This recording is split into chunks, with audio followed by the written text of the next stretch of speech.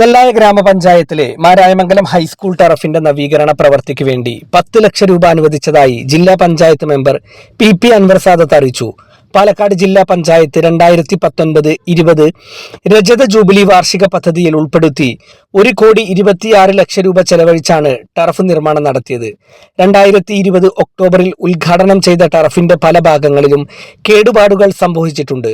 ജില്ലാ പഞ്ചായത്ത് മെയിൻ്റനൻസ് ഗ്രാന്റിൽ നിന്നാണ് ഫണ്ട് അനുവദിച്ചതെന്ന് അൻവർ സാദത്ത് പറഞ്ഞു.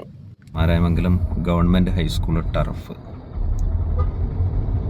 അവിടെ ഫുട്ബോള് കളിക്കുന്നതിനും മറ്റു വ്യായാമങ്ങളിൽ ഏർപ്പെടുന്നതിനൊക്കെ വേണ്ടി വരുന്ന ധാരാളം ആളുകളുടെയും അതുപോലെ തന്നെ സ്പോർട്സ് പ്രേമികളുടെയും ഒരു വലിയ ആവശ്യമായിരുന്നു മാരായമംഗലം ഫുട്ബോൾ ടർഫിൻ്റെ നവീകരണം എന്ന് പറയും.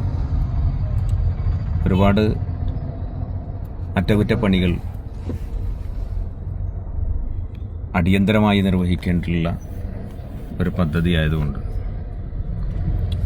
പാലക്കാട് ജില്ലാ പഞ്ചായത്ത് പ്രതിനിധി എന്ന അർത്ഥത്തിൽ